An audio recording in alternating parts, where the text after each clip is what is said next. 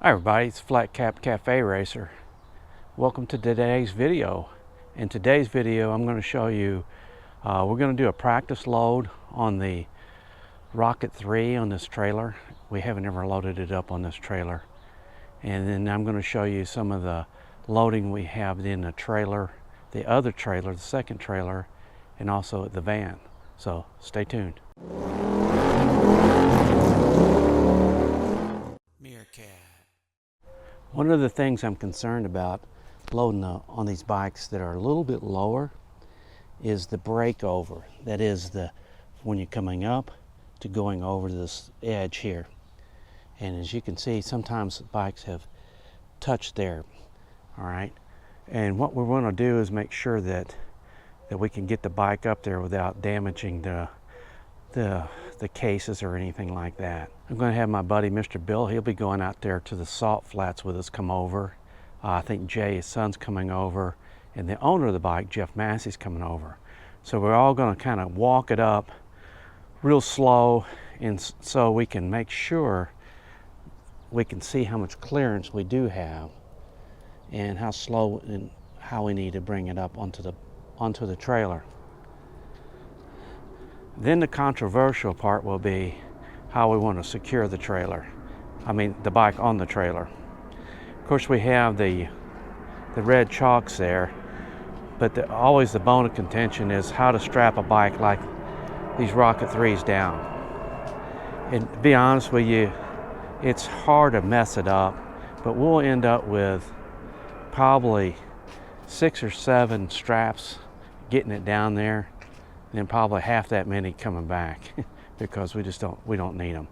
It'll be overkill going down there, and really it's rougher out on the salt than it is going on the road down there. It'll be strapped down really well. It's just the question is, are we strapping it down too much? And I guess it's not a problem going down there, but you can't really load and unload the bike with 7, 8 straps on it each and every time. It's just too much work out there in the heat, and it just won't be done. So we'll probably end up with 3 once we get it down there, and about 7 or 8 going down. We're going to use my sorry about the neighbors cutting over here. We're going to use my red Transit Connect. As you can see, I've got a chair in here and I got it strapped down. I've got a fan sitting over on this side to blow hot air on me. It's got a little plug-in that you can plug in like air compressors and stuff, but I've got a little inverter there to run the fan. We'll use this fan also if we set a record. We'll take this fan out and put it on the guys that are tearing down the bikes. I've got a couple things underneath here. We'll have like emergency power supply to boost the battery, like if it stops on the line or something like that. An air compressor and a few other little gadgets here. All these tie downs will probably be in with the bike in the back. The good part about this van is it's got 4 doors. You got 2 in the back and you got 2 on the side, and they open up pretty wide. And the van actually does really well. We've run it out there several times and during this hot, and we'll keep the air conditioner going, and it doesn't burn very much fuel at all. I've got my 2 sets of leathers here hanging up because it makes it a little easier to access when we get to the salt flats for technical inspections. I have 2 helmets, my 2 helmets here, 2 sets of gloves, and my boots. I know you're asking why do I have 2 sets. Well, sometimes you need that extra set just in case you get out there and something doesn't work. Then you're screwed if you don't have an extra set. Over in this black box on the end there, well, I have in here, what we'll do is we'll put all the keys to all of the locks that are on the vehicle. But generally speaking, we'll leave this vehicle with the trailer I showed you, parked out on the salt, either in impound or in a queue ready to run. So we'll put we'll have locks on the receiver. It's number 5. Have locks on the ball have locks on the toolbox here, and we'll have 2 locks on the trailer itself. Now they're all numbered, so we can just go in there and grab the number key that we need. We'll take the locks off when we're running during the day for the back. They won't be on there, but when we leave it overnight, we'll leave it with the locks on. We have in the toolbox just the jack and the fire extinguisher. You have to have that. So this is pretty well, it'll be set up. Most of this stuff here, the helmets and all that, leathers and stuff, they'll all be out of here when we make the run, because I'll have that stuff on and it will be setting it in another vehicle, and it'll be there just in case I need it. But we will have a cooler in here. One of the things that you have to have when you run out there, any vehicle that goes out onto the course itself has to have a CB radio. So we'll have a CB radio. So this is the only vehicle that can go out there. We have 2 vehicles, but this is the only one can actually go out and assault. And the CB radio on this one is right here. When the boys get here, I'll pull the van up with the trailer, and we'll run it so we're running on the concrete going up there. It gives us a little bit better traction. So I explained to you, we're going to be carrying the bike down there on that trailer, and that makes it easy. So when we get down there, we just pull right to a technical inspection.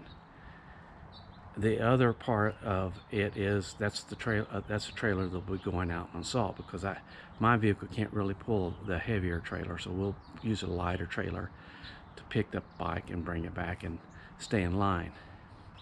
Now Mr. Bill came over the other day to work on his trailer. We'll be taking this trailer down also.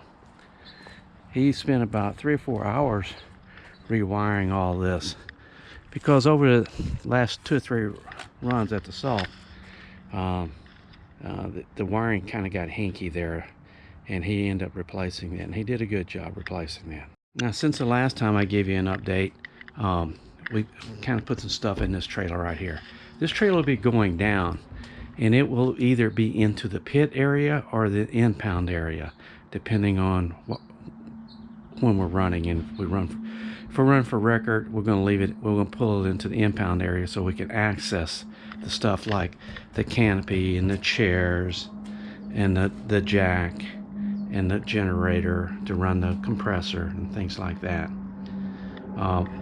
I do have another set of a box in here. This box will be going into the other vehicle that's pulling this one, and that's the second set of keys. You always need 2 sets of keys when you're going out of Bonneville. Inevitably somebody will misplace the keys. What else we got in here? We got our extension cords and stuff we can run. We can power up our phones and things with there. In here we have, in this gray box, this blue gray box, we have the spare shifters and brake levers and clutch levers and stuff like that, because if one gets broken, you really need to have it out there.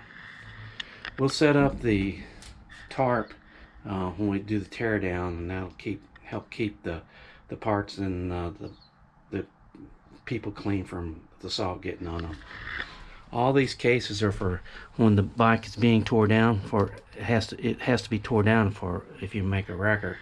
So we'll be putting the pieces and parts into this box. Got some paper towels in there. I have some shop towels. I have some hand cleaner, and we have some plastic baggies to put some of the nuts and bolts and screws in. So when we take it to the Triumph shop, they have everything that they need to have, and it's fairly clean. Like I said, we got the compressor right here, and the generator is pretty helpful. A lot of times we don't need that, but we can use that. We use the cones to kind of mark out our space, so when you park out in the salt in the pit area, you don't have somebody pull right up next to you and block you in, so you can't get your vehicle out or anything like that. So we'll use this spray cleaner here for us, water in there. We use that we'll put that into the red vehicle when we get there. We use that to get the salt and stuff off the front fender, and also the radiators and things like that. It just kind of knocks some of the salt. So it's kind of high pressure, and not too high pressure. You pump it up. It's really good. It works well. We've used it over the years. Same thing with this brush. You use that to kind of clean off the big stuff on the radiators and things like that. When we come back, we'll be putting the Rocket 3 in this vehicle because it will have the heads off and things like that. So we don't want to take a chance that we damage the bike by exposing it to the elements. So it will be in here, and some of this stuff will be into the other trailer. But going down there just makes it easier to get through tech inspection and everything with an open trailer, and I can pull the open trailer with my van. I can't pull this trailer. So the next part you're going to see is the process of loading the bike into the trailer over there. And you need to at least look at it, because last year they came down here and the bike really, the front tire didn't fit in the chalk, and it's got a big front tire in it, so I've got a special chalk just for that front tire. But we want to make sure everything, we know what we're going to do, because at 3 o'clock in the morning, we'll probably load this bike up on today's Monday, so we're running a week from now. We'll probably come back next Sunday night, and we'll load the bike and not cinch it down hard, and then when we leave early Monday morning, about 3 o'clock Monday morning, then we'll cinch it up pretty tight before we leave. But the next video after this one should be one where we're running, so hopefully keep your fingers crossed. Concerned about this part right here. Yeah, the breakover. So we'll take it up there real slow to see the breakover. Do we want somebody up there to grab the front and then 2 people back here? I just need somebody on both sides, because I'm going to come to a spot where my feet don't touch it. Do you want to be up on the deck to grab it in case I'm going to slowly. You're just gonna slowly power it up, right? Power it up, right? But I just want to see the breakover.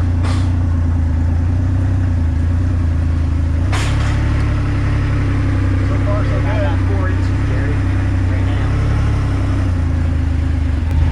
3, 2, 1, hush.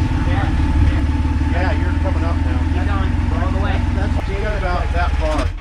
You've got 2 inches, Jerry. Yeah, you want to do it real slow, so that way you can compress the suspension. You're good. So let's do a tie down here. So no, that's welded steel. That's not weak.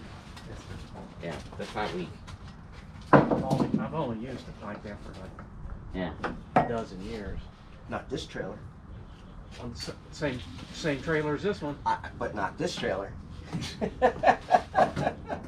the same model trailer. I understand that. Okay, Bill, you're right. I understand. You're right, Bill. It's welded steel. It should be fine. No, Bill's right. Just smile and wave. You're right, Bill. See, that's the easy way out. Right? The way the rear suspension design. They put the they put the link up on the top, like on the Kawasaki.